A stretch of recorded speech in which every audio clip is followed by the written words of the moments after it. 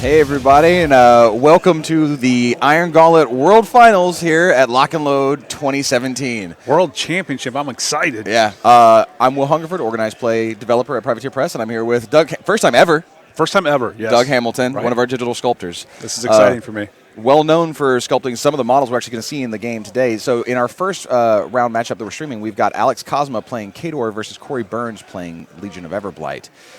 So let's go through first what the scenario they're going to be playing in today's game. We are still Steamroller 2016. 2017 doesn't drop until Monday. So they're playing Outlast. Kill box is still in effect. You control a zone, you score 1 CP, you dominate a zone, which dominate's about to not be a thing anymore. Nope. But you dominate a zone, you score 2. First to 5 wins, and caster kill, of course, always ends the game.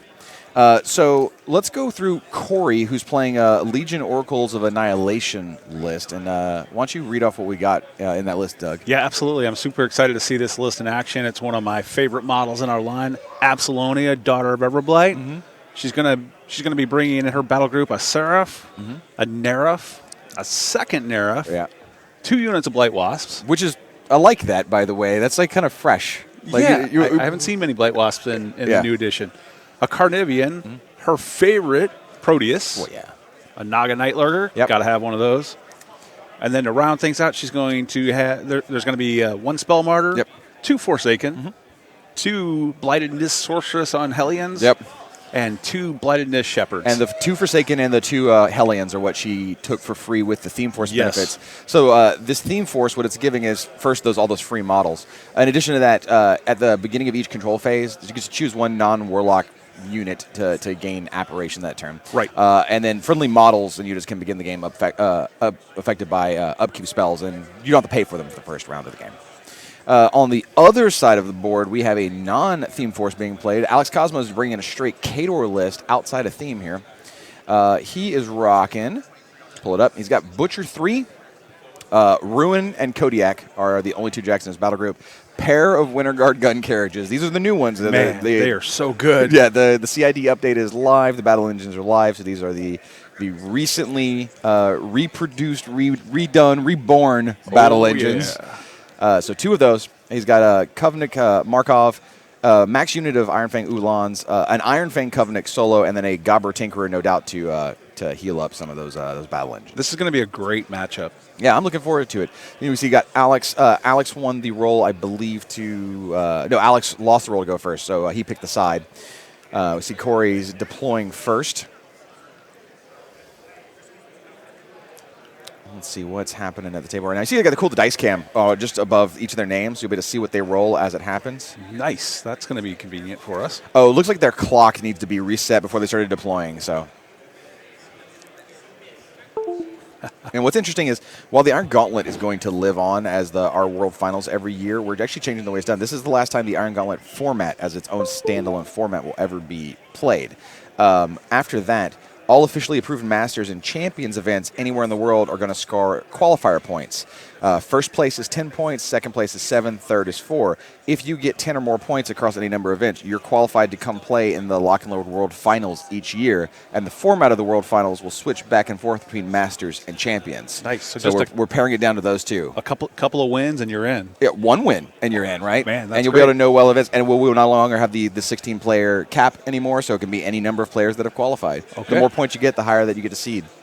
Looks like both clocks are running simultaneously on our screen right now, but hopefully they're not doing that on the table. We'll have somebody check on that for us. Could just be a technical thing on our end where it's showing just one player's clock on both sides. Yeah, it looks like Corey's setting up first.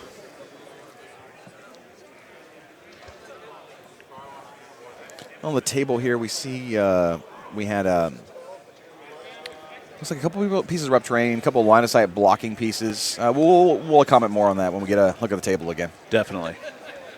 I'm seeing lots of Neraphs spreading out there, Seraph spreading out. So many wings, man. So what do you think? What do you think? I mean, you play a lot of Legion yourself, right? I do. I love playing Legion. What do you think Corey's main game plan is here? What does this list do? It moves fast and pushes things around. And those Neraphs hit surprisingly hard, especially under her feet. Yes, absolutely. Yeah. Under her feet, the good threat range, good damage increase, and they hit easier. With that mat increase. So they're. On the Butcher side, which is a really interesting list, I like to see what's happening there. Okay, good. Looks like we got the clock issue fixed, so Alex's clock is now showing correctly. He's going to his deployment. Alex's list with the double gun carriage, Butcher 3, the unit Ulans, looks like it is mainly built to deliver Butcher 3. Yeah, and that's a good strategy with Butcher 3. I've been fortunate enough to play him a handful of times this past year, and he just wipes everything out. It's amazing how good he is. We see Alex there is rocking his sweet Kador shirt. You got to represent his team. So we have the live stream table sort of set off aside from everyone else so it doesn't get too loud. But elsewhere in the hall right now, we've got a ton of people playing on Iron Arena. Team tournament's kicking off. The rest of Iron Gauntlet is happening. So there's a lot of stuff. The Hungerford games, I believe, are beginning right now. Yeah. I sadly cannot be over there talking to the players. Well, I can't say sadly. I'm doing commentary, which I love doing, but I also like hanging out with them. So I need to clone myself and be at two places at once. It's just really illegal to do that. I feel like you did clone yourself. There's like half of you here. Oh, yeah. Well, where's the other half? Missing. Hungerford games? Missing. It is kind of nice. We get to call this game, and I look out, and I see all the Iron Arena players out here. I think they've been here all night. Yeah. Oh, yeah. Well, I mean, lock and load's that kind of experience. You come up for the weekend. Weather's beautiful right now. It's like 70 degrees in the middle of summer. Hey, if you're watching this on Twitch right now and it's super hot where you are, you should come up to Seattle during the summer. Seriously. It's like legitimately 68 degrees outside right now. It's fantastic. Mount Rainier in the background. Yeah, it's a good time. And you get to come to Lock and Load, play a bunch of good War Machine, hang out, watch cool keynotes. Cool keynote. Yeah, we did good this year. Oh, my goodness. We done good, boys. We did. All right, so Alex is finishing up his deployment here. Looks like Butcher right there on the front line. I actually expected the gun carriages to be possibly a delivery system for the Butcher, so the fact that they're on opposite ends of the Army list surprised me. But as we say many times, Schick and I on the live stream, our pro-level players are much better at the game than we are. Definitely. And in my case, I know that. Yeah. What can I expect from the gun carriages? I haven't had a chance to look at them too close since coming out of CID. We can go through what all changed on the gun carriage. So first off, they received just a ton of extra boxes. Okay, so I've seen that. I saw those boxes. And I was like, wow, we're going to need a second card just for the boxes. Well, we ended up basically having to extend the damage box they had on them. So their point cost 17. Yes. They've got 38. Yeah, 38 boxes if I remember correctly. So they have crushing weight, which is when it charges, this model is not required to move at least 3 inches to make impact attacks, which is pretty big. So you make an impact attacks while you're basically in base with something. Instead of making impact attacks only once, the model can make impact attacks each time it contacts a model for the first time during its charge. So he's just blasting through. Just blasting through, guys. Nice. Now, the thing is, that'll be really good maybe on, say, the Blight Wasp, but if he gets gummed up with a bunch of heavy war beasts on the Legion side, he's not really going to crushing weight through right, because he needs to be moving.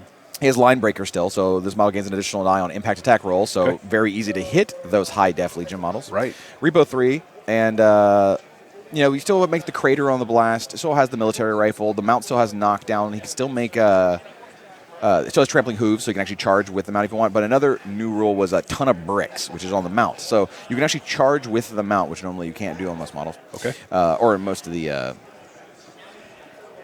battle engines. Ton of bricks says a model hit by a non-impact attack with this weapon is slammed D3 inches directly away from this model. So you can charge, make all the impact attacks, make the charge with the mount, slam something away. So the gun carriage basically goes where it wants. Yeah, I see that. And there's not much he's you can got two of them. And he's got two of them. There's not much you can do to stop him, except for kill him. I love seeing the battle engines out there. I've got the IG music playing in the back of my head. That's neat. I thought that was Tony's playlist. So back to the action. It is round one, usually the positioning round. We see... It looks like Legion's doing its thing, pushing forward hard and fast. Yeah. My girl Absalonia moving up. I'm really interested to see how this runs with the Blight Wasps. I haven't seen a lot of them in the new edition. I've seen a few lists that try and rock them, and to varying degrees of success. But they are cool models, and when people do use them in the right list, they do a lot of damage. And I mean, if anyone's going to do some of the Blight Wasps, it's definitely going to be a dedicated Beastcaster, like an Absalonia too. Yeah, definitely. I know even back in the Mark II days, the Blight Wasps were a popular choice with Absalonia too. Yeah. And I personally have my own affection for those Blight Wasps too, being some of my models. Well, you sculpted them, right? Absolutely. And they're super cute. So turn one from Corey, running everything into position. Yeah, it looks like Corey's about to wrap up his first turn of movement. Yeah.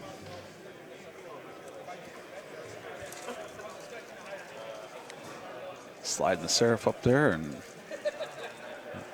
let's see. Yep, and he's and I believe the only upkeep he ended up casting was Bracer, which War Beast gains +2 armor. The effective model and models in base to base with that model can't be knocked down, can't be pushed, and can't be moved by a slam, which I think is on Proteus. I'm not 100% sure, but I did see the upkeep token go down. I did not see who he was putting it on. It makes sense that Proteus, it goes on Proteus. Yeah, right? Absolutely.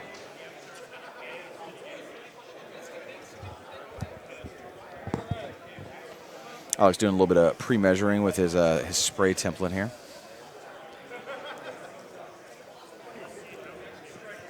This is going to be a fast-moving Kador list, isn't it? Yeah.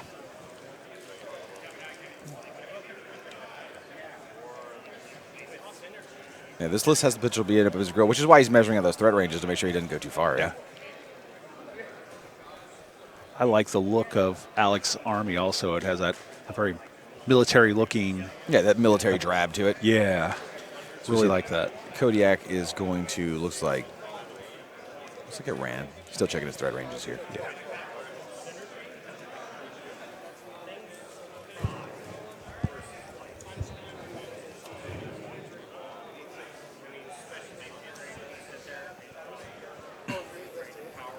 Alex is deliberating about what to activate next. He doesn't want to get blown out top of 2. That would not be good. That is a rubble piece of terrain in the middle of the board. You see those 2 little building chunks that get moved around. So you see we've got a linear, we got an obstruction at the bottom. Every time I talk about it, they move away. So when we get a top view, I will go over the terrain. There we go. So we have an obstruction at the bottom of the table, 2 obstacles right around the zones, and then the 2 pieces sort of at the top left that are right next to each other, those are just rough terrain. But dead in the center of the board, that sort of darker red brick piece, that's a piece of rubble. And so like a forest with tree pieces where they would move the trees out of the forest when they have models in them, those 2 sort of bigger chunks of wall you see in there, they can pick those up and move them out because they're just rubble. They're not actually blocking line of sight or anything like that.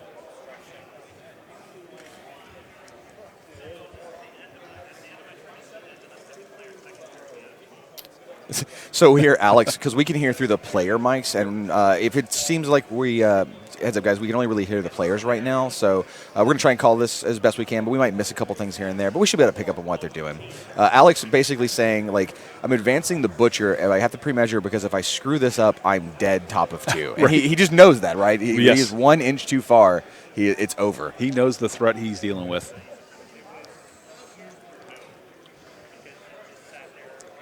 So yeah, Butcher is activating. We did see an upkeep get thrown out there. Again, didn't hear what they said it was, but I have to imagine, obviously, it's going to be his only upkeep he has, which is Silence of Death. Yeah.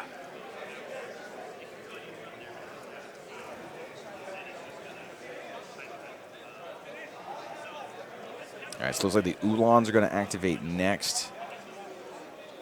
And they're having a very conservative run forward. Again, staying in a safe position. And Alex can play that way. Scoring doesn't start till the second player's second turn. Right. So he's in no rush to start contesting or getting in the zone. Like, he knows that if Corey were to run everything up into the zones, then he can just sort of go in there and smash it to pieces. So he doesn't have to put himself too far forward right now. Throwing down a proxy base for the because his model simply won't fit there with the Lance. I'm interested to see where the gun carriages go. All right, yeah, so I can't wait to see the gun carriages in action. I'm really excited to see the results of that. Yeah. Covenant's just running up right behind. Markov just running up on the side. I actually don't see where his Gobber Tinkerer is, but I imagine it's somewhere. It was towards the bottom and the back. Oh, over by the Jacks? Yes. Interesting.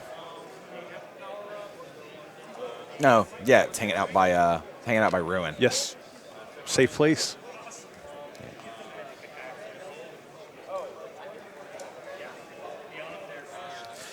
We hear Alex talking through his mic saying, so I can drop all the rough terrain with the crater shots, but you're playing Legion. It doesn't even matter. What do you think of this matchup, Hungford? I think it's whoever blinks first. Really? Yeah, it's whoever flinches first.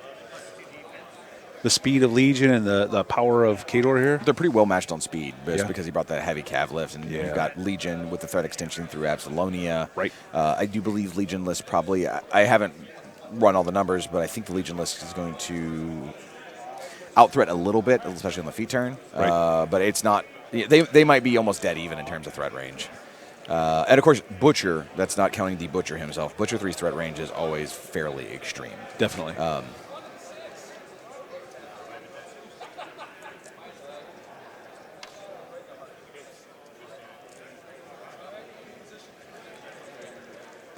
Gun carriage is going. Man, that is all moving. In. Yes.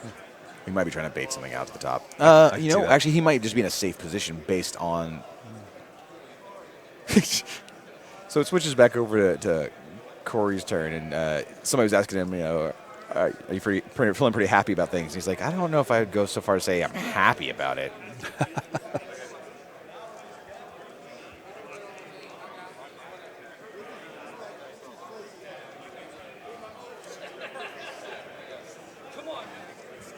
It's always interesting to hear the strategy behind, the thinking behind these top players like this. What they talk about, what they're looking at. Sometimes it's things that I don't consider. I'm just like, I'm just going to move up, and these guys are looking at every angle. Yeah. Yep. And when you get to this level of play, when you're participating in a World Finals or a high level Masters or a Champions event, you have to see these to be able to even get here, right? Definitely, or especially to win one, right?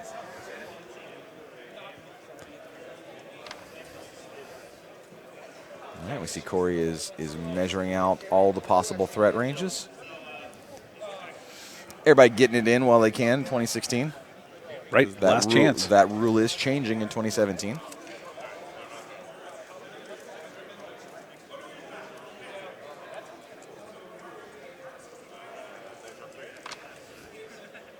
So right now, Corey is just sort of in the tank. He has to contest the zone meaningfully, and so right here he's got sort of the Blight Wasp contingent that can hang pretty far back from what can possibly threat him along this line here, so that he's got a decent contest to hang back and sort of counterstrike, but up here with the gun carriages, he has to really worry about anything he puts along this line, because if he does that, there's a really, really good chance it just gets obliterated. Right. And then, of course, gun carriage is going to blow right through it. Let's circle the big boy, because if you ever miscount the threat range on Butcher 3, everything dies. Everything dies. Right. I've seen him roll up, flashing blade, everything goes. So right now, Corey is just in the tank. He is really trying to figure out, where do I stand to be safe and to begin putting any sort of scenario pressure. And if he can't put down scenario pressure, what's his game plan here? Right, Legion's just soft enough that he gets too close, and Alex is going to wreck him quick. Yeah, I mean, does he swing towards one of the zones and try and get an early dominate and get ahead in the CP race to 5, because you can still do that in 2016? Or does he try and, I don't know. You want to try and out-attrition this list. I don't know how to pull that one off. That's a lot of armor. Those gun carriages make me nervous as a Legion player. New gun carriage. Hello. Would you like 76 damage boxes to try and chew through? Right. By the way, they will trample or they will impact their way through everything. Everything. We don't even care. Did we mention that our mounts slam things? Neat. Enjoy. And even with that difficult terrain out there, I don't think I don't think Alex has any problems getting through it with no. Pathfinder around. No, he does not. Not at all. So he does not care. No, he absolutely does not care. And he has the Relentless Charge on both Markov and I believe the Ulans have Relentless Charge, if I'm not crazy. Yeah, they've got Relentless Charge as well. Just make sure I remember that correct. So the rough terrain doesn't matter to them. Pathfinder on the Kodiak. Yeah, Pathfinder on the Kodiak. Ruin. Oh. Piece of rubble just got blown up. The Blight Wasps did that. Ruin might care, maybe, depends on where he's positioned at. And then with the sort of non-linear threat that Butcher's capable of, he can kind of get around things. He might partially care, just a little bit. But he has granted Relentless Charge from the War Arguses, so if they're both still around. It doesn't matter. If both of them die, then things get a little weird. Right. Tough first-round matchup for both of these guys. Yeah, absolutely. Not that it ever gets any easier, does it? And when that top view comes back up, here we can see we've got our little sort of like Donkey Kong ladder being built. Yes. Where you can just,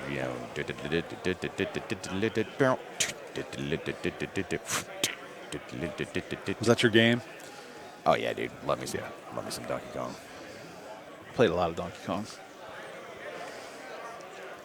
All right, so he's committing. Looks like both the Nerfs up to the top zone. Right, that's a little risky. It depends, man. It depends what the rest of his plan is, what the rest of his positioning is.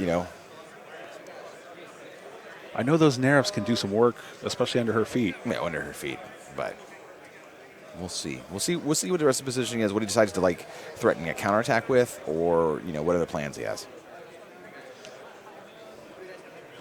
These are always educational viewings for me. Also, pick up on tactics that I don't even think of.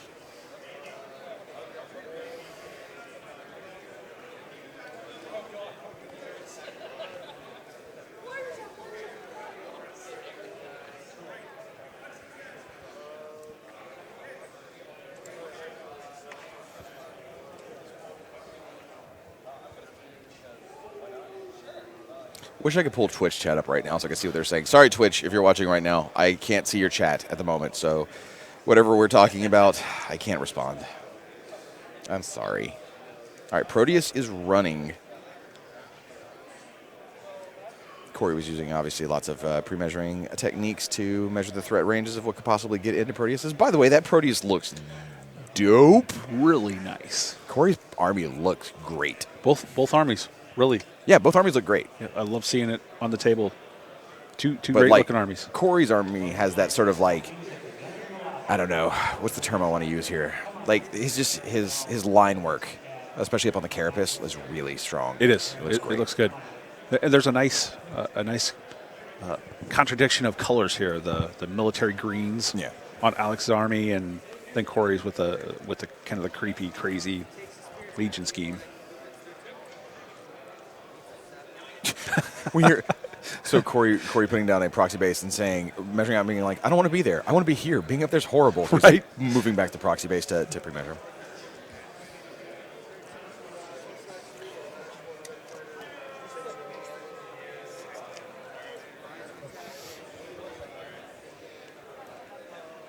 So which model is he committing? Looks like I can't tell if It doesn't look like Proteus is in the zone. No. So yeah, it looks like he is going heavy on one zone just to be like, hey, you can come in if you want to, but I will obliterate you. Yes, that top zone, that's going to be a standoff there. All right, so the Carnarvon's activating, just walking up 5. Fortunately, with that proxy base over there, I actually don't know what that is, and the other one that's in front of it, I also don't know what that is. I'm not sure either. Luckily, we're going to fix that. Good. Looks like he's keeping those heavy hitters in the middle. You think just to jump? Yeah, no, absolutely, just to be able to go whichever way they want to. And jump to whichever zone he needs them in. All right, so that is... Oh, okay, so that was him actually committing the movement on, and as soon as we can see in there, I can see exactly which model that is. I believe it's... Oh, he's moving Absalonia. Yeah, it looks like I'm pretty sure it's Abby too, but I just want to really confirm. I think you're right. Yeah, it looks like he's moving. Well, that helped. Yeah. Yeah, no. It is. Yeah, that's Abby 2. Yep. So Abby 2 getting up in the zone looks like she is touching the zone. It's okay. So he is doing a hard commit up north. Yes, definitely. Looks like he is going to do the plan of you leave a couple things to contest the bottom one, go up north, go for the early dominate, and try and win out that way. Right. Stay away from the butcher. Right. That's always my plan. It's a smart plan. That's why you win a lot of games, Doug. Yes, that's exactly what the reasoning behind that is. Don't turn it off or you can't re-unlock it. Now you have chat. Hey, somebody brought me Twitch chat. We are live on Twitch chat. Now I can see. Now I can see what people are talking about. That's. Uh-oh.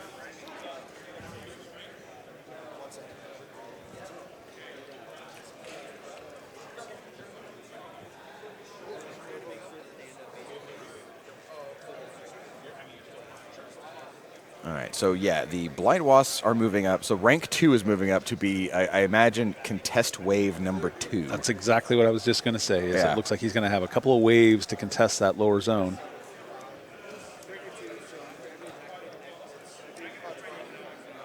Just enough bodies to make it a little challenging. So, yep. Let's take a quick look here. We see you still have that contest line right there. Then if these guys get wiped out, we have the second contest line. Move right in. Right in. And they'll just kind of pop in there, hold the same zone. But, he has clearly committed the bulk of his force. They're going up into this zone, try and clear out these 2 gun carriages, and then hopefully hold this back.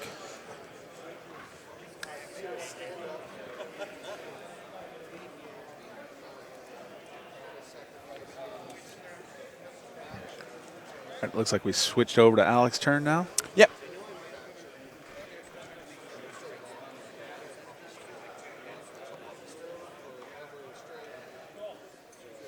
All right, this is Alex's turn to commit to the battle. Yeah, I was just thinking that. I was like, this is kind of a make or break here. What's going to happen? What's Alex going to pull off?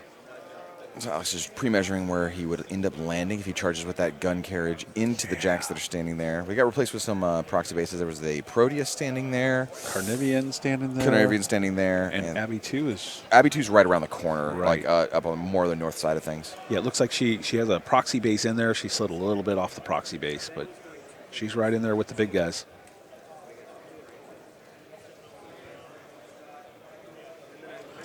It looks like... yeah, those gun carriages are going in. This is kind of the moment I've been waiting for. I want just to watch them smash. Yeah, I want to see them get in there. It's no secret that I love Legion, but I really want to see what happens here. But right now, Alex is still just measuring out. I don't think he's actually committed to the action yet. Right. So this could just be a big old coaster in the middle of the board.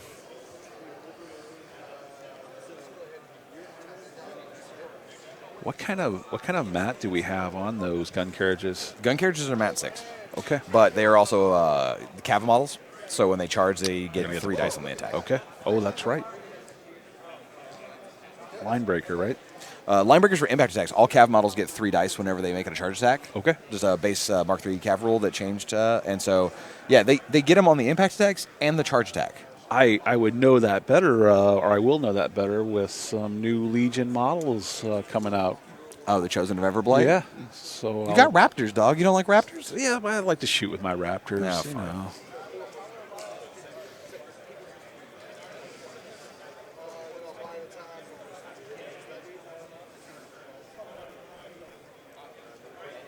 So we're seeing Alex is Alex was lamenting the fact that he was like, I might have chosen another list for this if I'd have thought about it a little bit more. I think he's a little bit worried these might get out-threaded, but he's doing a pretty good job.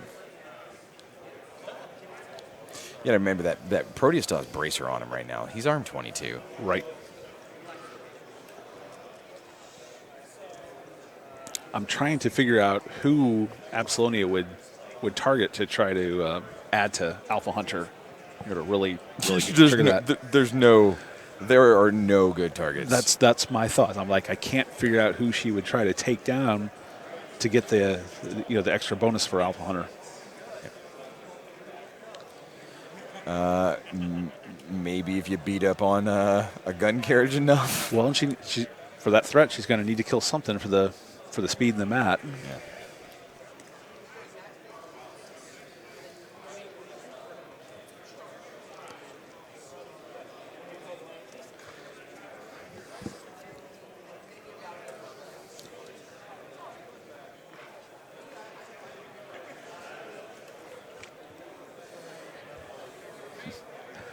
Yeah, I was a little worried coming into this match. I'm thinking it's going to end up being Signar versus Protector, 2 factions that I don't know as much about. And sure. So I was kind of happy to see Absalonia drop and Butcher 3 drop, a couple of casters that I've played myself and that I enjoyed playing games with. Kador, Signar and Protector casters are pretty easy to call. Yeah. Yeah. Once you learn the intricacies of Haley 2 and Haley 3, You pretty much got and it then once you learn what oracular vision and cloud walls are, Yes. you can basically call any match at this level between Signar and Protector. I believe that. Oh, wait. Nope. Kane 3 and Carousel throw things off. So, no. Sometimes you got to learn how things shoot things to death. True. I've played against Kane 3 a few times. One day somebody's going to throw me a curveball and be like, it's Connie B in the finals. Connie B versus, like, I don't even know, have her in Thyra. my war room. I'll be like, oh, I'm so confused. Yes. I mean, I'm not confused, but, like, this is new. I would be confused. It'd be dope. You would be fine. It'd be dope.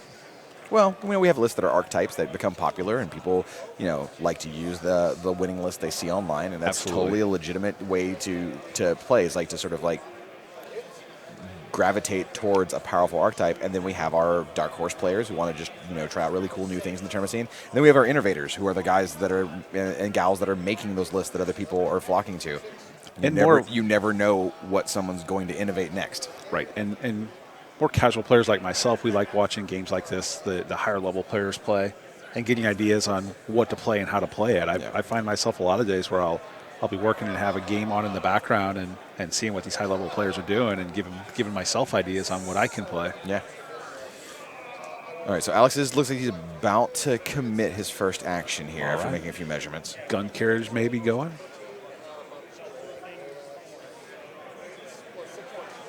Charging Proteus, it looks like. We see the Iron Gauntlet World Trophy sitting off to the side.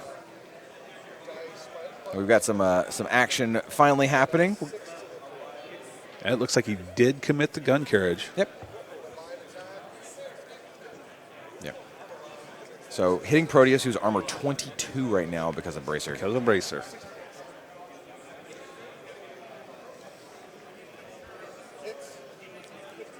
And,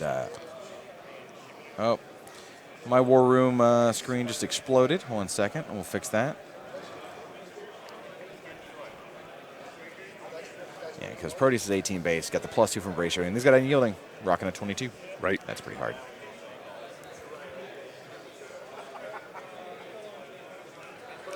Yeah, looks like those were all impact attacks. This is the actual charge attack in on Proteus.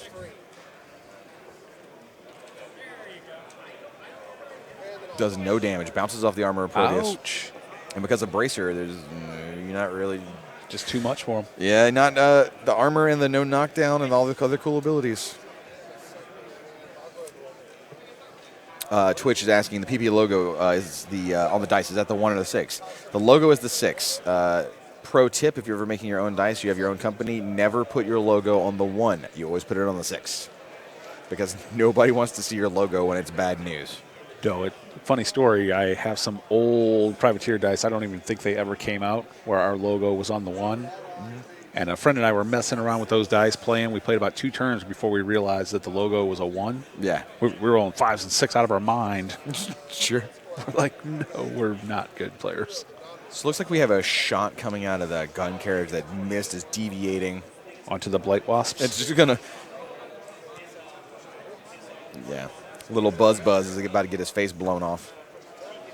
So that's where it's actually going to land. Okay. Just looks like catching, 3 of them? I think so. From the angle we're at, it looked like about 3.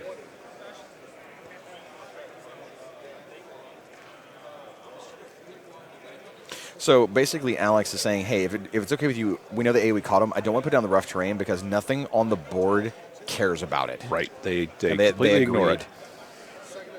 So blast damage kills the first wasp. First blood. 3 points to that bottom one and murder on that one. So good AoE drifts over and a bunch of bugs go down. Right, and he kind of needs that. So the left side big gun on the fellow that just charged in, the gun carriers that charged into Proteus and sort of bounced off of him. Oh, looks like he landed a shot into Proteus, I thought. Yeah.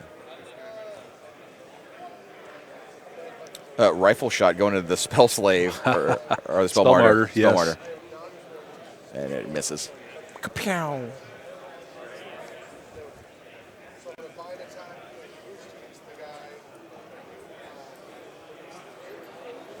Yeah, it's Spell Martyrs, and I know I use it a lot for Hex Bolts, so I can trigger Alpha Hunter, so get them off the board is what usually happens. right, so this is basically the reposition of the gun carriage. Okay. He's making sure he goes into a safe spot without taking any sort of free strike. He's got repo 3. 3-inch. Nice.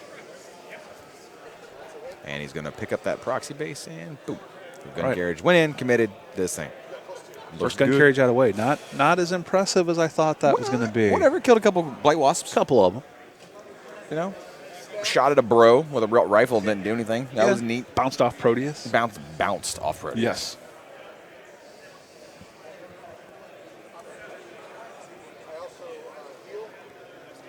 Proteus got good. Proteus has been good. But he got real good. Yeah, he did get real good. He did good. All right, so it looks like we likely have another charge coming in on the Nerif. It's hard to tell from this angle if that gun carriage that committed is in the zone at the top. I imagine he is. Why would you reposition completely out? Looks like he's towing that zone a little bit. Those other ones committing into the. So impact attack first into the Nerif, hits him because of the line breaker. Only does 1 to the 4 though. Charge attack hits like a boss. It's a 7 to 3 damage. Yeah, it's a nice shot there. And now he's repositioning out of there. Off to the side, it looks like again.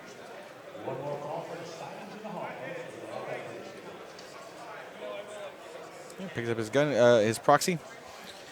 Nailed it. Okay, that was it for the gun carriages then.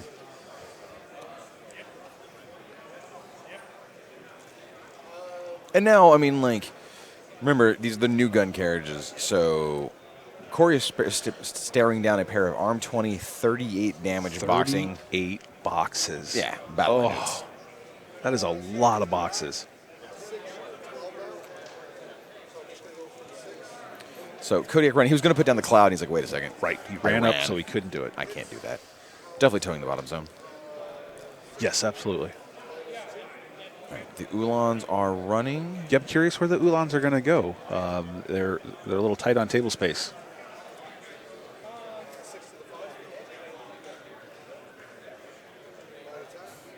The Ulans are having the shortest run of all time. Just a sweet little jog. Right.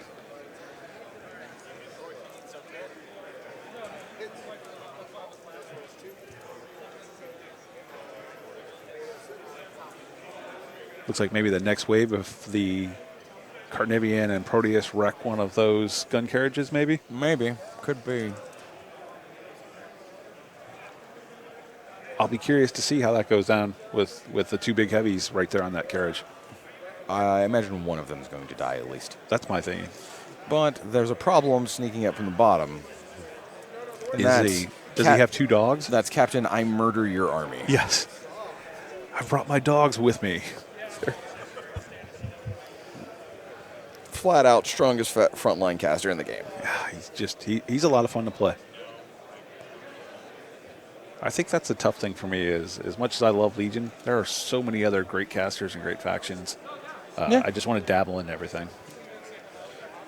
Don't worry. People think the same thing about many of your casters. So, Corey needed to, he had to go to the restroom real fast. So he said, put it back to me. I'll be right back. That happens. Right. So I think Alex is pretty close to finishing his turn anyway. He might have just slapped the clock back over, and then Corey's just like, I'll be right back, man. He's going for the lifeline. Phone a friend. Yes. Guys, what should I do here? There are 2 gun carriages in my zone. What do I do? In my face. Option A, kill them.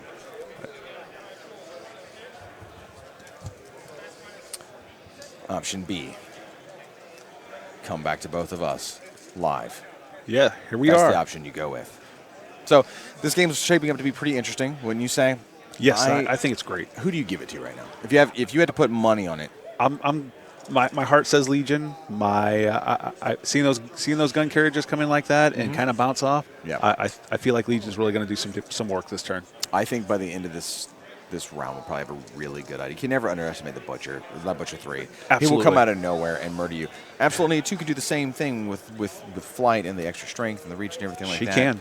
But so I don't know, man. It's really hard to say right now. Yes. I see it going both ways. And then we might have 4 more rounds of Iron Gauntlet coverage after this leading to the finals. We're doing all of the Iron Gauntlet World Finals today. That's going to be a lot of great games. It's going to be a ton of great games. And I'm waiting to see who ends up getting to the finals and what our final matchup is going to be. And this is just the first round game. This is the first round game. And then on top of that, we have the new Iron Gauntlet final table, which if you ever watch the first Iron Gauntlet, it's a throwback to the original one, the big city.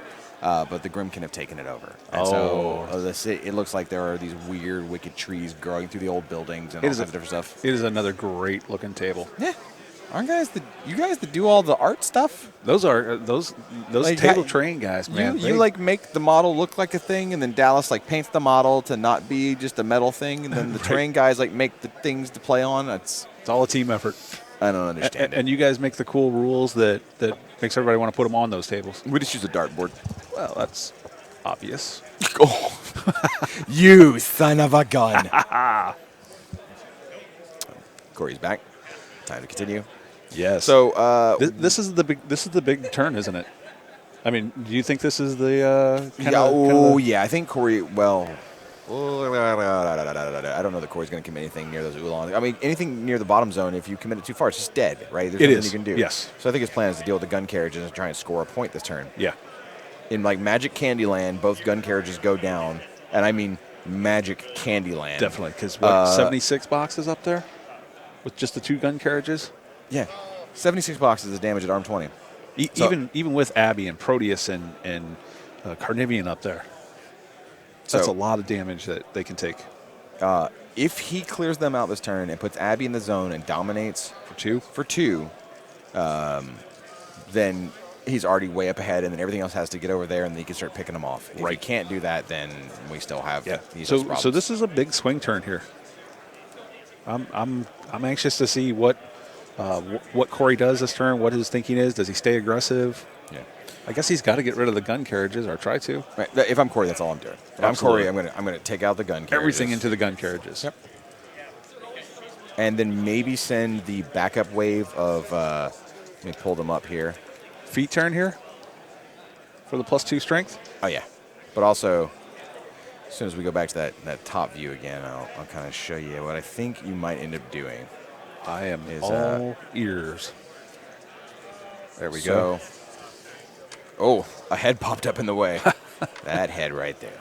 All right, so that was not a zone. I think you take this and you jam it here into the Oolong. Yeah, you leave maybe a couple back to contest right around here, just to slow them down. You just get things in the way, yeah. And then you send all of this into these two. Yeah, take this out, and then just hold this zone right here, and the Oolongs will have to come up, and you can sort of kind of start picking them off. Yeah, he's going to have to start feeding them to the Legion player.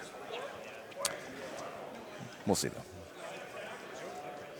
Yes, it's really easy to talk about it. It's a little bit harder to do all that damage to the gun carriages. And we see Corey's checking the threat ranges on the Oolongs past the gun carriages, so he might be thinking the same thing. Where can I stand where I'm attacking the gun carriages? I'm not immediately charged by the Oolongs. Right.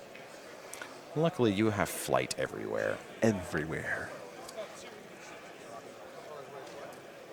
And if it's feeding, literally everywhere. Yeah, that's the point. Like, he doesn't have to worry about being bunched up. He can literally get anywhere he wants to and stand on the right side of the zone he wants to be in to take out these gun carriages. That's one of the great things about Absaloni is there's just so much versatility and speed to it that everybody they're wherever they need to be. Yeah, she's probably too good. If Corey wins this tournament, we're going to nerf her. That I don't really even. Like we're going to nerf her. That breaks my heart. Well, he better not win then.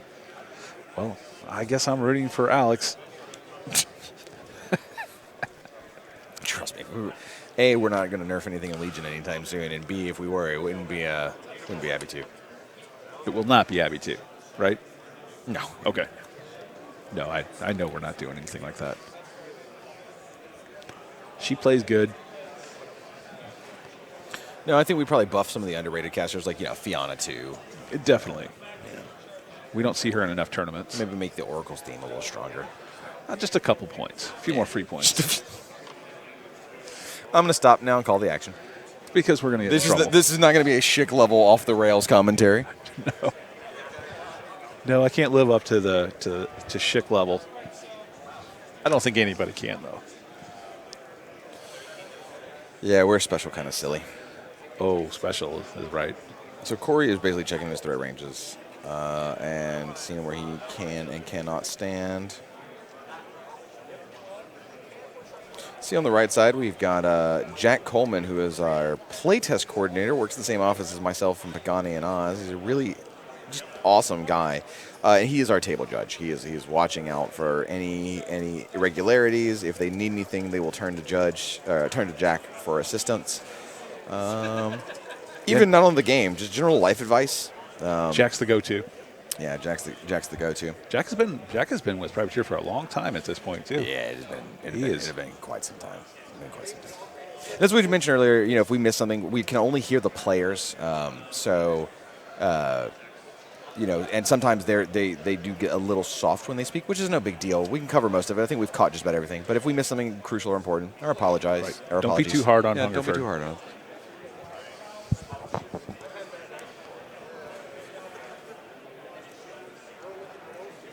This is the exciting part. I'm really pumped up for this part right now. That's a super important turn. Yeah. If Corey, like I said, it's the first person that flinches. If somebody makes the first mistake, then they're going to get blown out.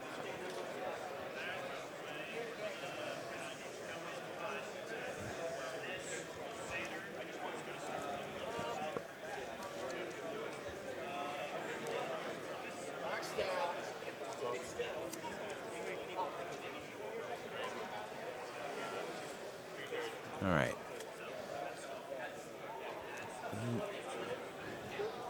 All right, so I saw that Corey was moving a few bases around there. I didn't see. Throwing out the boxcars to start this off. Ouch. It looks like mice. So I think we have the Nerf going in on the gun carriage up top. The first one there. Yeah, okay. Okay, it looks like he's doing dice -4 on the gun carriage. The first roll was pretty solid.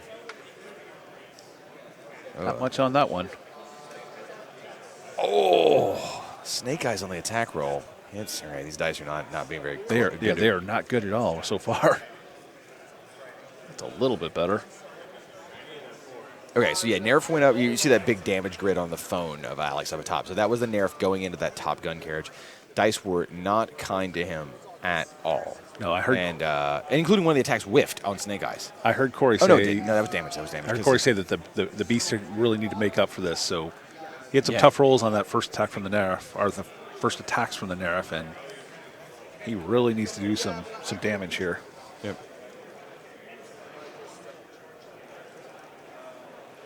So it sounds like Proteus is going to charge in here against the gun carriage. Yep. Yeah, he's rolling in. Actually, we might have missed that. And we'll catch in a second. That might have been Absolonia that went in on the gun carriage first. And instead of the I see the feat tokens. Yeah, so I think we may have just miscalled that. Okay. I think that might have been Absolonia going in. Because let's see, he was doing dice -4. Yes, I believe that's correct. So if that's the case, yeah, that would. Well, no. Yeah, then that would definitely. That was definitely Absolonia going in and doing those attacks at dice -4. So okay. Absolonia went in and feated. We see the feat token. So sorry about miscalling that. Right. She went in and made her attacks. So all those attacks we saw coming initially that didn't ding him up too much was Absolonia charging in. Now we've got Proteus activating and charging inside. I don't think that other Nerf has actually gone yet. So I didn't see Hungerford, and she went in, she feeded in and charged in, and then did she teleport out? I didn't catch. No, she's still there. She's still in there? Okay. Yeah, she's still right up there. I couldn't quite see what was going on in there. Yeah. So this is Proteus charging in on the top gun carriage. Yeah. Feet is up. You see in the dice cam Corey's rolls. Yeah, so Proteus up to an 18 under feet, power strength 18. Gun carriage, you have so many boxes. Right. So these attack rolls are hitting. I think it's dice -2. So yeah, 6 more right there. Under feet. Oh, he called it. Alex says you're going to roll a 9. I deserve it. And he rolls a 10. And he rolls a 10. So now he starts buying attacks on the other gun carriage. which is really going to help him be able to make sure he takes that thing down. So gun carriage is down. So it looks like basically what I was kind of imagining Corey was going to do earlier, which is fully commit, get the early dominate, and then force Alex to come to him in that upper zone while using the Blight Wasps to contest the bottom one is exactly what's happening. Right, so if he kills this second gun carriage, he scores 2 points with Absalonia dominating that zone. 2016. All right, so we see how we loved the... no, 2016 was a solid set. It's just time for it to go away. I'm excited about 2017. I really like the new scenarios. Me too. So we see the other nerf that was hiding behind the wall comes in with its charge attack, also under feet, and it's just going to go full ham all over the gun carriage. So the head attack on this is going to be about a -3. Right. Yeah, just 3, because it's rocking a 17 under feet. Right. So 3 now off he's his roll. Yep. Just doing straight damage rolls because of, I believe, sustained on the nerf. Right, yes. He hit him with that first try, or that first hit. Well, yeah, the grasping tail got him, which all the head attacks auto. Everything else auto hits.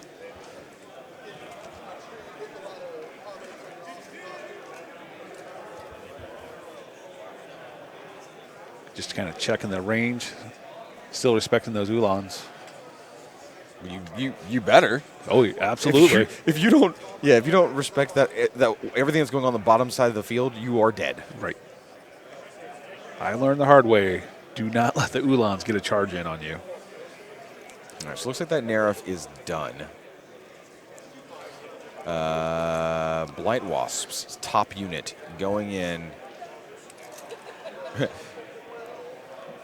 Looks like are they charging the they're going to the gun carriage. And so Corey was like, "Where's the counter charge at?" And Alex is like, "That is the Dracoon."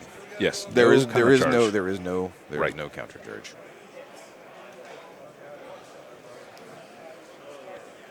So you had thought that maybe the Wasps were going to jam into that mass there with the Kodiak and the Ulans? I thought so. Yeah, and it looks like he's going after the gun carriage with it. Yeah, which is interesting. So maybe he's putting the beasts a little bit further in. Right, because I was thinking the same thing that you were, that the Blight Wasp would jam in deeper and that the Carnivian would try to wreck that second gun carriage. Well, good players will always surprise us. Absolutely. Oh, big damage roll. And wow. There it goes. Well, Was that Blight Wasp wrecking a gun carriage? Yeah, Blight Wasp just flew in through the turret, got inside, killed the crew, flew out through the other turret. That's impressive. That's the only way I can imagine that would actually happen. I think it was the sculpts that did it on that one. Oh. I'm going to go with the paint job. Actually, no, it was paint job. It was the dice. The developers. Wait, it kind of was the developers, wasn't it? No, that was all dice. So we see those were some good rolls. He's just putting his Proteus back. Right, back where the proxy marker was. So now that he's taken up with gun carriages with the Wasp, he is now free with the rest of the heavies to actually send them further into that line if he wants to. Or he might just be more defensive and pull them back up.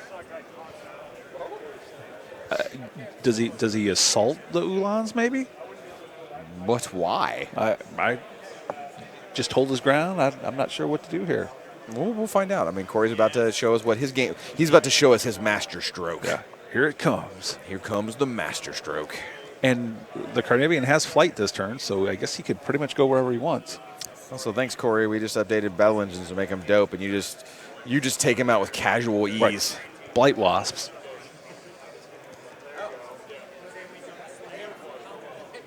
So we see the purple piece of acrylic kind of wiggles a bit, and he's checking spray lines if the Carnivian assaults into the Kodiak. Yeah.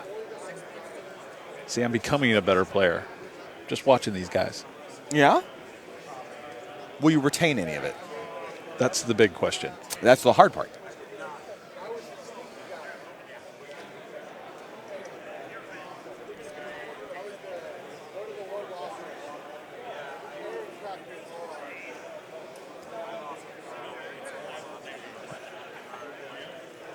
I still think that bottom unit of Blight Wasps, the one that we originally saw, I think they're still jamming. I don't know why they wouldn't. Yeah.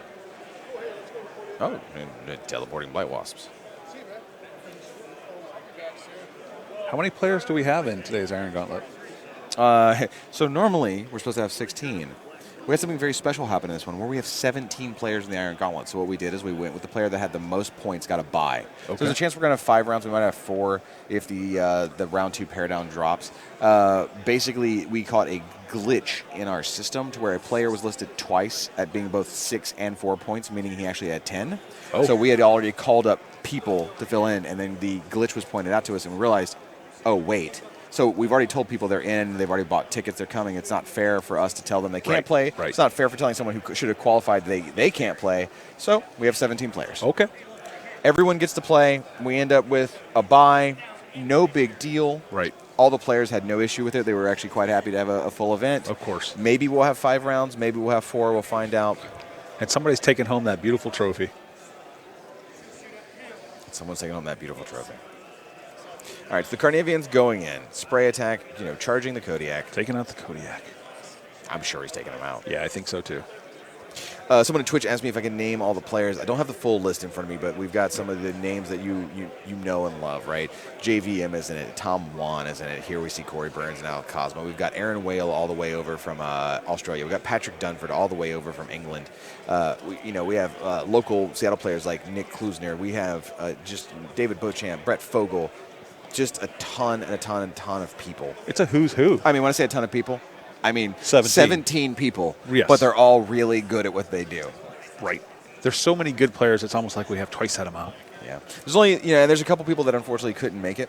I was handed the list. Oh, wow. It's like when you talk about something, people show up and say it. So here, right. let's go through the names real fast. We have Tom Wan, JVM, John DeShazer, Josh Richter, Gregory Schatt, Corey Doyle, Aaron Whale, Trevor Attridge, Alec Cosma, Brett Fogel, Patrick Dunford, Jeremy Lee, Aaron Allen, David Beauchamp, Nick Klusner, Corey Burns, and Michael Scherer. And while we were looking down at that list, a Kodiak was destroyed.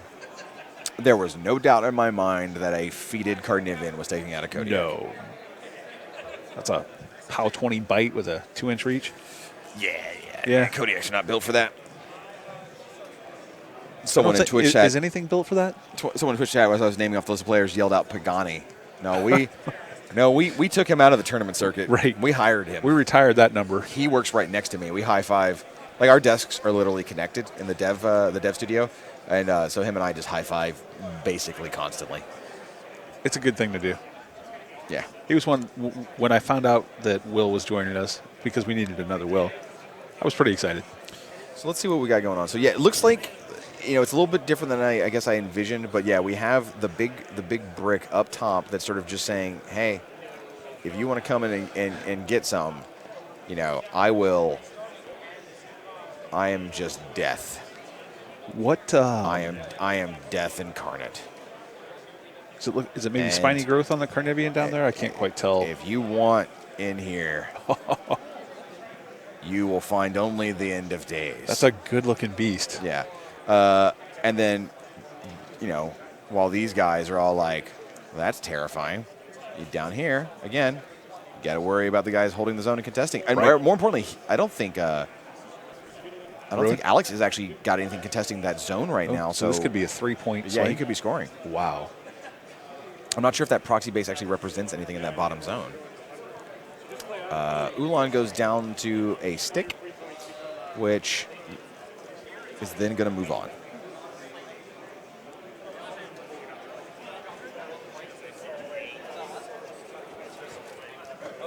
Is that Carnivian a trade-off piece, do you think, at this point? That he wrecks the Kodiak and he's kind of going to be with the Ulans and Ruin right there. I think he's willing to make the trade, yeah. Yeah, absolutely. Okay, so that was another nerf. When he had just the flight stand, it was hard to tell exactly what had went in. Okay. But yeah, it looks like a nerf went in there and took a chunk out of another Ulan. Yeah, just kind of swinging around there. Yep. And then they've all got sprint, so right, kills one guy, moves along. Full movement away, 7 inches.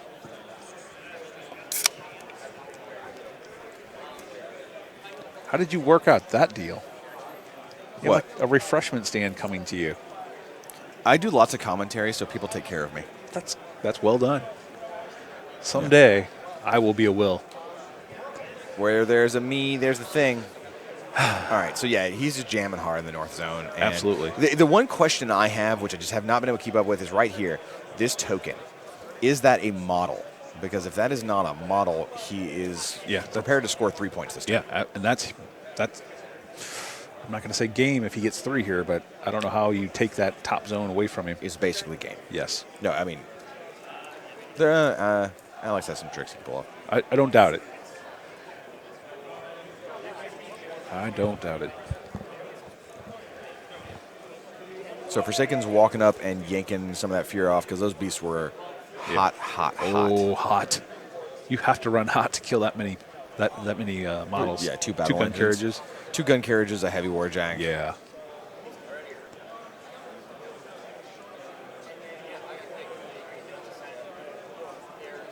So we'll see if we can get word from the table what the CP score ended up being. At least 2, but not sure if that was a... Right. So that has to be a proxy base down there, right? That's representing something? It has to be something, yes, I agree. And we're switched back to Alex's turn, so we're waiting here on the control points.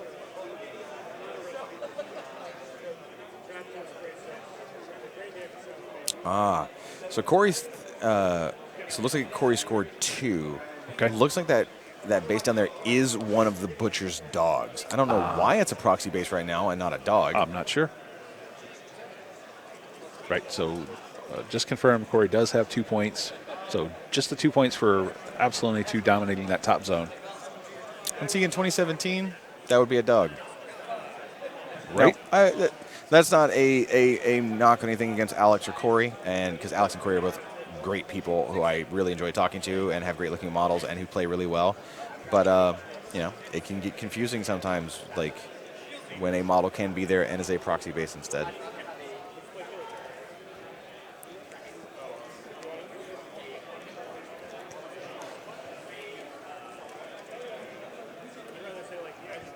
Important turn for Alex here. He's starting to run out of some models and needs to score. We hear Alex saying, all right, I'm pretty sure I'm going to lose, but I'm going to give it my best. Yeah. And he's in a tough position right now. He really is. Look at the field he's facing down. Like, he has his little core of models left, and then this wide net of Legion that can really kind of, collapse in around him from every flank. And as brutal as the Butcher can be, if you can't get to your target. If I'm Alex, I'm thinking I take out the Carnivian. I try and put a hard target in the bottom zone to start contesting, something that the Blight Wasps are not going to be able to deal with, like Ruin. And then I'm just going to have to use the Cav and Butcher to go start clearing out the top zone. Right. I agree with that. Markov is going into the Nerif up top. Okay. Sounds like he did 3 damage there. Okay, that was the impact attack, actual charge attack going into the Nerif. So straight dice here, just, have 14 to the 6. That's a nice shot. Nerif left with 2 boxes.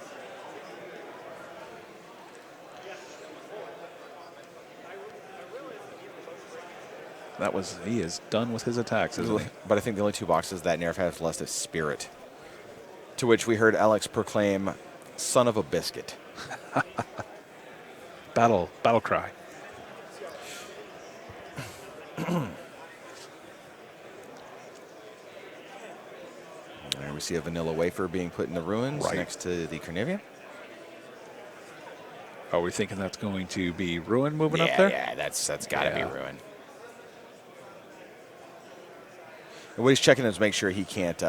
He's using it as an actual table marker to be like, I want to see if I can charge here without clipping my Ulan. Put it down, check the lines. Right. Looks good. Then he'll pick it up and he'll commit. It's another thing that we see and helps to educate me is how clean some of these top players play. Everything is precise and their measurements are all on target. Well, yeah, that's just good sportsmanship. Absolutely. Oh, Alex, Mabuki. I saw that look of what am I about to do here? Right. Yeah, man, it's a hard road, but if anybody could pull it off, it's going to be you.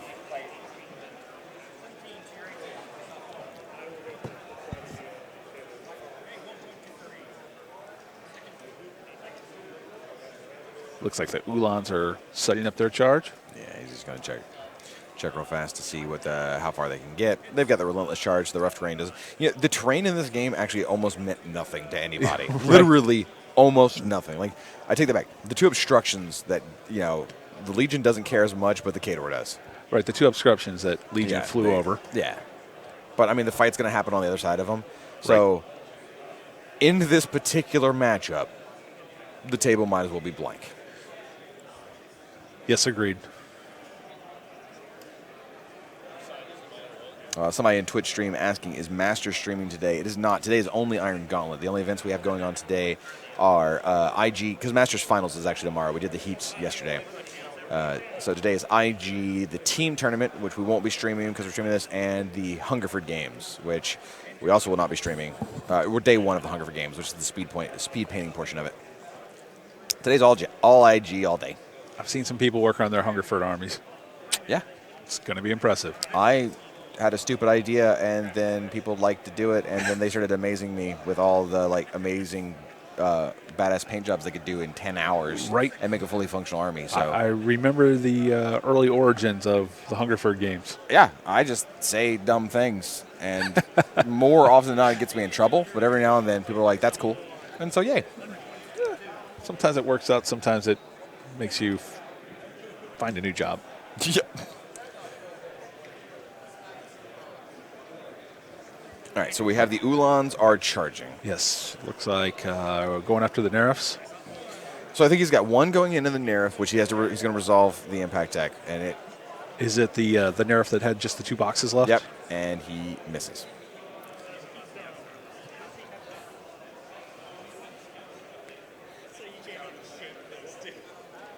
Okay. Okay, so two other ones in on the Nerf. He has a charge attack on the Nerf with 2 boxes left. Definitely hits that with one. authority, and that Nerf is not going to survive this. No.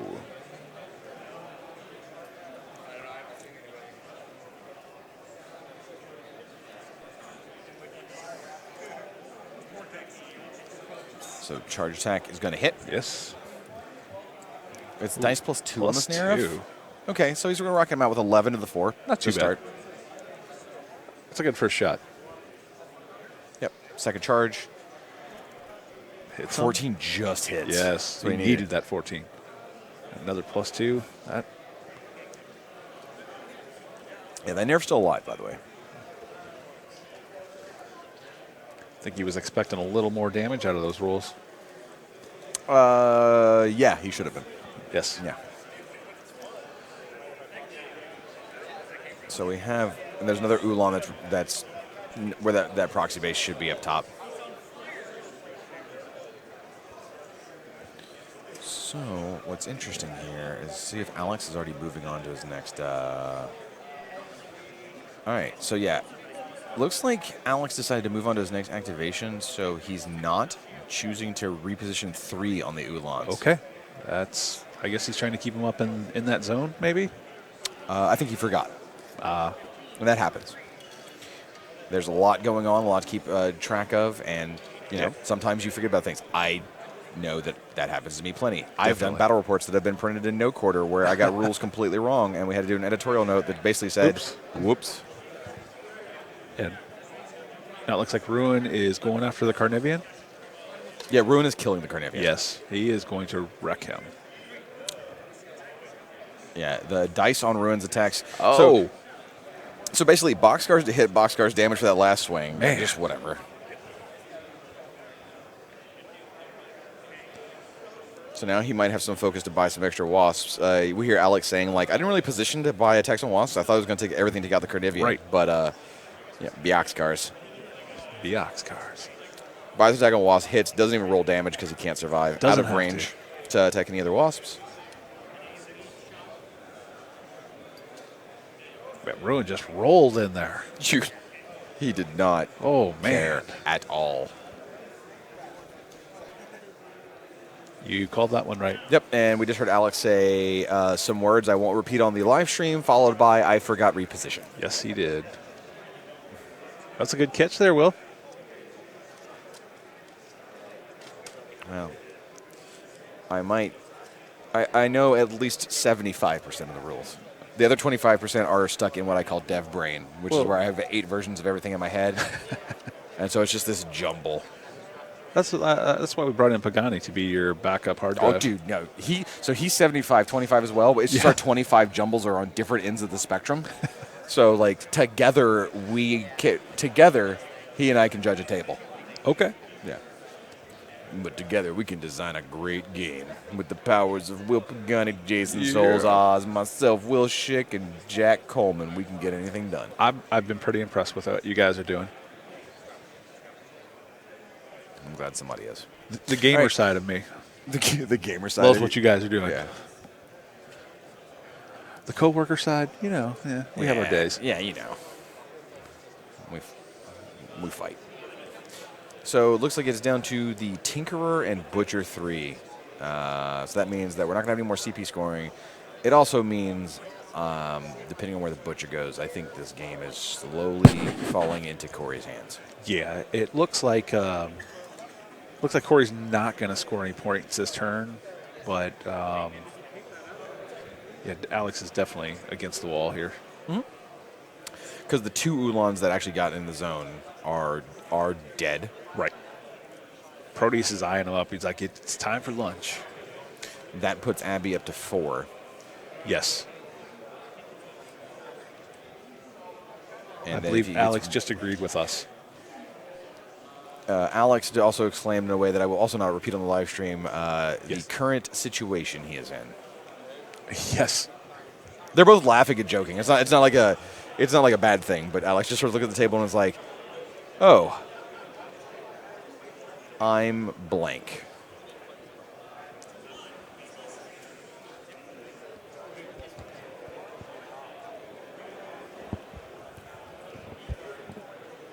What's he measuring out there? Is that for the dogs for the butcher? Yep. Okay. But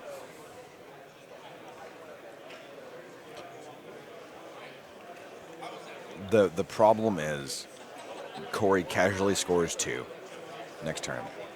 Yes, right. Then Alex he's got to put the Butcher up there to try and clear out enough stuff, and the Butcher can't contest. So even if Butcher goes and clears out a couple things, if Abby and the remaining beasts can clear out the Markov and or remaining Ulan that's hanging up there, especially if the Ruin gets tied up, then he just wins on scenario. Yeah. At this point, he's just he feeds him a couple of models until it's over. Yep.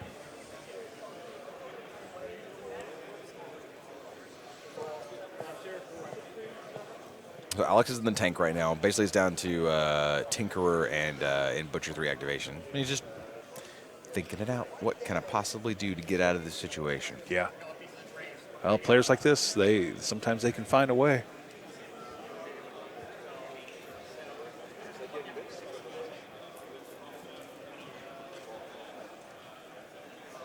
Someone asked in Twitch chat, what theme is Alex playing? Alex is not playing in a theme. Corey is playing Oracles. Right. Out of his Oracles, he got 2 free Forsaken and 2 free Hellions. Alex, out of theme, got took the Gobber Tinkerer, as well as a mix of gun carriages and Ulans. Right. Pretty standard models for the Oracles theme, it seems. Yeah. It depends on your caster, yeah. Definitely. I like seeing Epsilonia 2 in this team.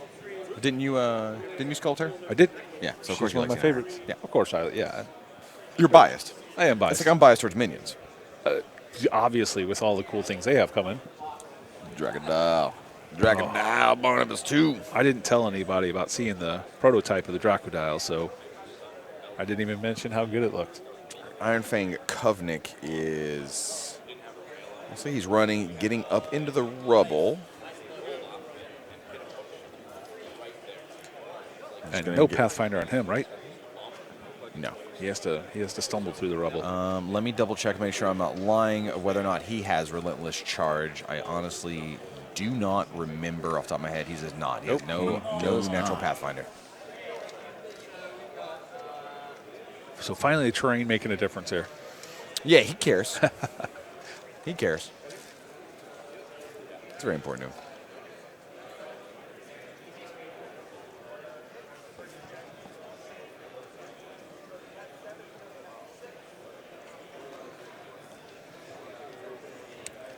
Co-Optonauts in Twitch chat says he thinks this game is a good example of why there needs to be a standard format with only themes and an open format that bans themes. I agree that one day we could see a standard format and an open format, but I don't think either of them would ban themes. That's a fair call. There should be plenty of themes coming, right? Yep. And there will be a lot more coming to where I feel once the options are a little bit more open to every single faction and everyone feels truly like they're on even footing with the viable options they have available to them, the themes will be less of a contentious issue. I absolutely agree with that. Once we get some more out there, everybody's got their choices. It'll be fine. Yep. But I do agree that I could definitely see a standard and a open in the future. But as for what that means, probably just more like limited and then take anything.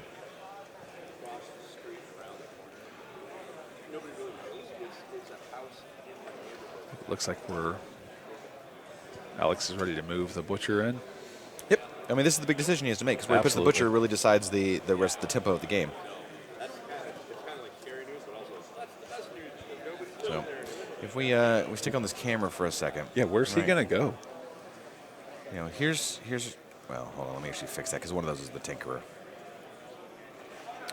Here's our butcher, right? And his 2 dogs.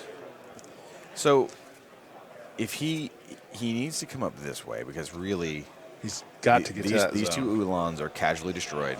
Right. These 2 aren't even contesting, and if they go in, they're casually destroyed. So really, the only thing that's going to threaten this zone is going to be the butcher. However, by going up that way, he's losing contesting pressure here. He has Ruin. So if he feels that he can just hold this zone with Ruin alone. With what's left on the table, Ruin can absolutely hold that zone. Blight Wasps. Hellion. Naga Night Lurker. Right. I believe that is a Shepherd and then another Hellion back there. So this whole package here is not necessarily suited to be fighting a Ruin. No. So if that's the case, then he goes in with a Butcher. The problem is casually killable with what is over here. Definitely. I mean, not a normal game, right? So if Butcher goes in, Butcher doesn't contest. So he has to make sure when he goes in, he does major damage to each of these models to really, really take them out. And then maybe, lock down Absolonium. If anybody can do it, the Butcher can do it. If anybody can do it, the Butcher can do it. Have you seen the giant swords that Aaron de Broughton made? Not only did I see him, I lived with them for a couple of days. Yeah, he made, so for lock and load, as sort of Alex is in the tank right now, he made these really giant, life-size, he made a life-size Lola, which is really impressive because we're watching the Butcher game right now. Right. And I felt bad, our director of publications, Mike Ryan, tried to grab one, and I thought it was going to knock him over for a second, but he got a good grip on it, and I was really impressed with him. I've seen Mike's physique. I was surprised he could pick Lola up. Oh, it's huge, right? It's massive. That thing is it's a two-handed weapon. Yeah, but he.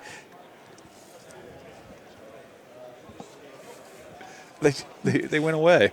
Oh yeah, no. In case anyone was wondering, as we were calling the action, Mike Ryan walked right up to us, so we were just talking about him a little bit on live stream. And he's waving goodbye to us.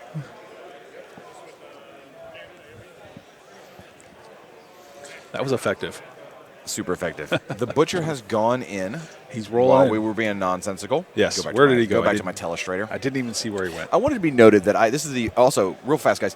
This is the first game I've ever been allowed to have the Telestrator, and it's very important that I've been using it appropriately. Whereas Will Schick draws little tiny top hats and smiley faces. I know I drew the big devil face up here or whatever earlier, but that was just whatever. I was a little disappointed to see that I didn't have a Telestrator on my side.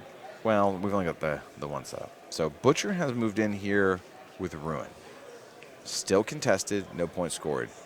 Contested here with these Ulans, no points scored. So right now nothing's happened. Turn is passed back to Corey. Corey's going to have literally no problem taking out 2 Ulans in his zone. Yeah, so that's going to put Corey up to 4 points. Yep.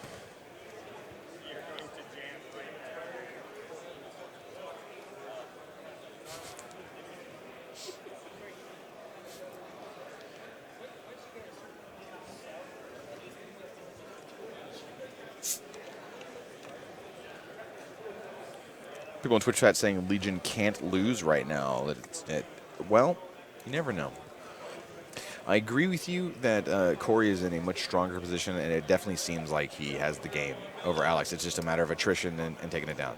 But dice variance, time management, and the occasional bad decision that might happen on one player's turn, you never know. Anything can happen.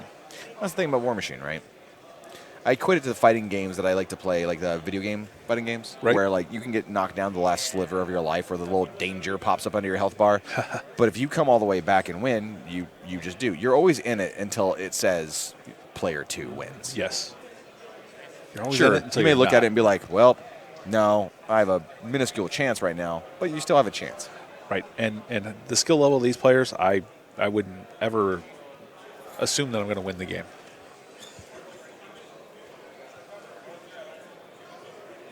So let's see what he decides to send in on those 2 Ulans to clear them out of the way. Yeah, The two big acrylic tokens we see, those are the Ulans. That smaller one next to it, actually not 100% sure what that is.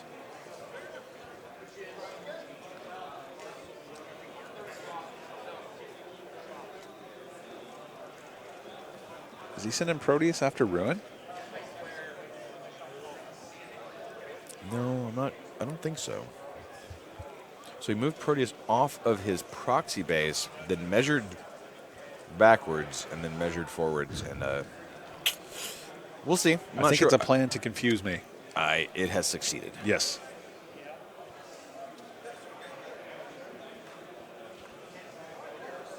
Is anyone playing Grimkin yet? Someone asked in Twitch chat. We have some pretty exciting news announced.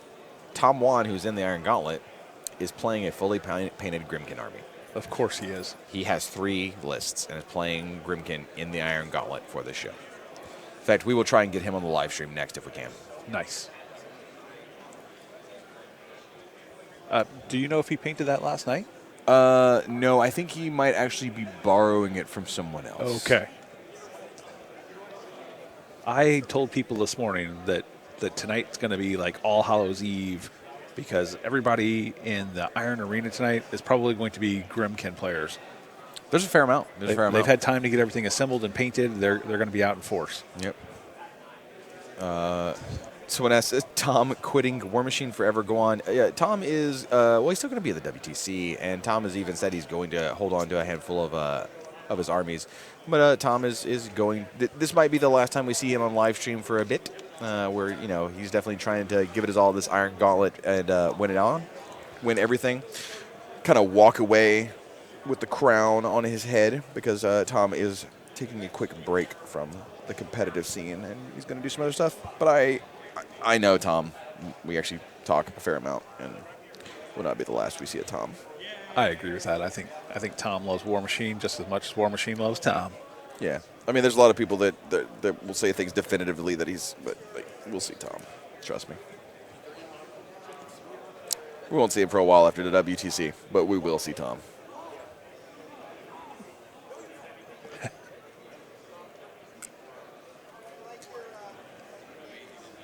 Looks like that friendly banter between Corey and Alex as the measuring sticks catch every wing going across the entire Legion army. I don't know what the sculptors are thinking when they're making those wings. Somebody asked, do we know where Corey's measuring sticks are? I actually don't know. I can't tell. Those aren't war sticks, are they? Like the broken egg ones? Yeah, I'm not sure. I can't tell, and I'm not familiar.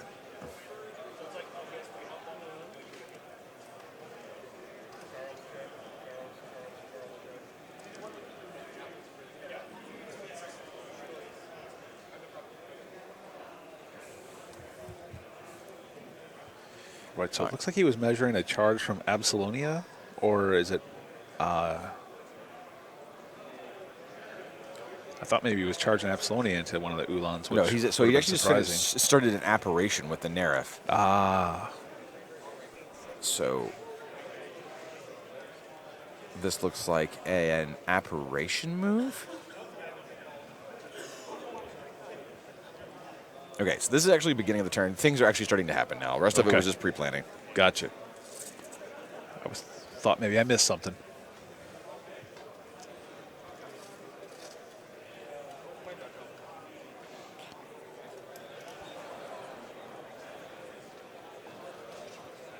So we're still at 2-0 on control points, right? No, 4-0. Oh, we did jump up to the 4. No, wait. Why are we at 4-0? Yeah, we should still be at 2. Yeah, I have no idea why that says 4-0. That's okay. We know that it's 2.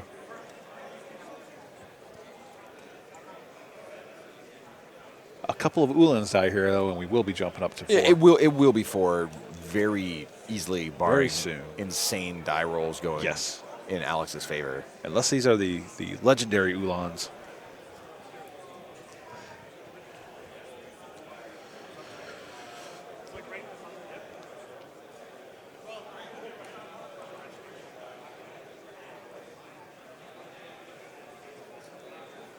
And we see Corey and Alex just talking to each other about the measurements and making agreements. Like, do you agree this is in range? Do you agree this is in this area? Do you agree this is inside the zone? Right. Just With the zone communication. That zone being underneath the terrain piece, it looks like they're trying to make sure that they know. Looks where like we the got edge a is. crit hit from the Naga Night Lurker going in on Ruin to get the crit Shadow Bind. Nice. Oh, no. He's going after the Iron Fang. That was not on Ruin. That was on the Iron Fang.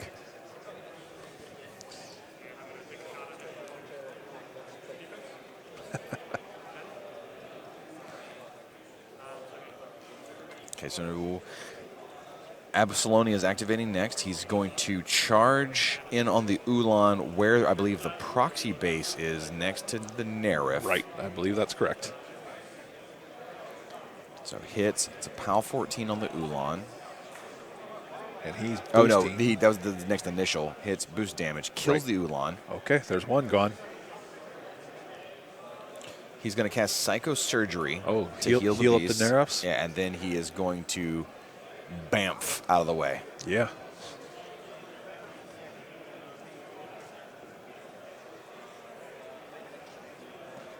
Now, we've been talking about how this game definitely looks like it is in Legion's favor and that Corey sort of seems to have things in the bag.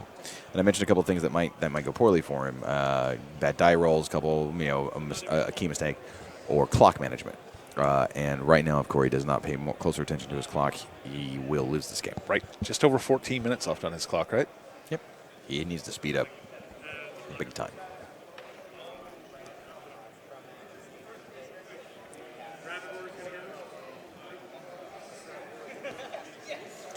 You know, we have the different hangouts and seminars at Lock and Load. We do. And you get to hang out with all the different staff, talk about the different things. The Design Holden Live hangout, where we are going to design Holden, who turned out to be a Grimkin after the Battle of Boar's Gate, by the way. I did not hear that. Boar's Gate got destroyed. Holden was killed and dragged into hell and is coming back as a Hollow Man solo for the Grimkin. I heard he's good, too. He's very good. As evil. The design live concept of hangout, which I am in, just started. How's that going for you? Do you have a lot of people there? Or? We'll find out in a bit. All right, so in the time that we were mentioning that, obviously another Ulan went down. We see the Nerf going after the Ulan that didn't reposition into the zone. Not that it mattered. Nerf took him out. We have a sprint move is going to occur. Let's see, it looks like he is going out of the zone and going to go tie up Markov. Yes. Markov is not going to be happy about that. Yep. And also that clears that zone to let Abby 2 dominate for two more points. Proteus runs back to where the proxy base is. Now, he obviously can't fit where the wing is of Absalonia, so that's a good use of a proxy base. Right. Model won't physically fit.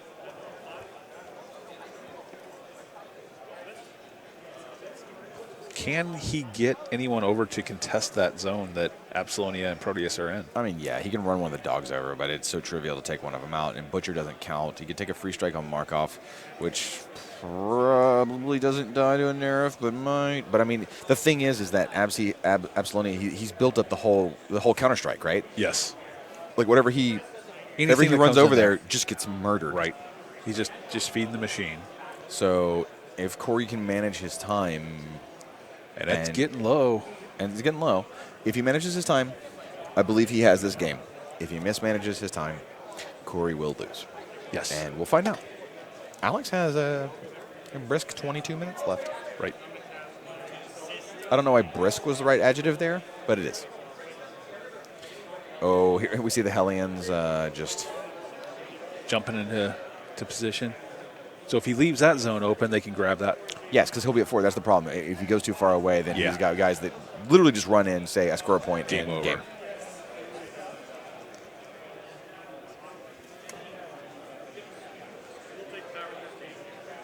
What are we seeing? Markov, the Tinker, Ruin, and the Butcher and his dogs, and that's it for Alex.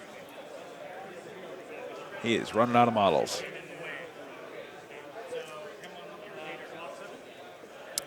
And the Shadowbind on the Covenant and he can't shake that, so he's stuck there. And he's stuck partially in Ruin's way.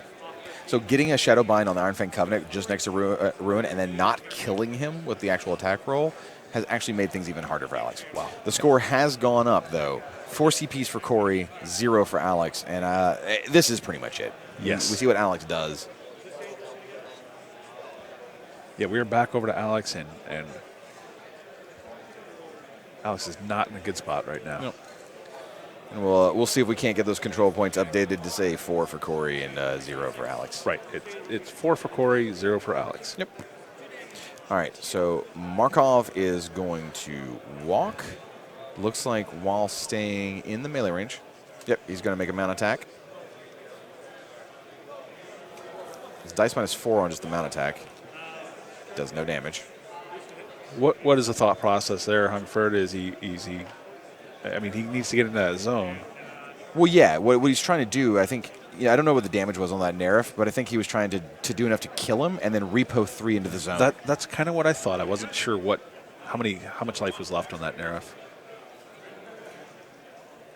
Yep. So he wasn't able to kill him, so we're seeing a free strike go off. Okay. Mind was out, so it hits. So he's basically trying to beat him up so the free strike wouldn't hurt as bad. Right. Didn't quite make it. Body went out, so it's still boosted. So Markov takes 4. Okay. So now Markov is in the zone. We're not going to see any more points scored on Corey's turn. No. Or so on Alex's turn here.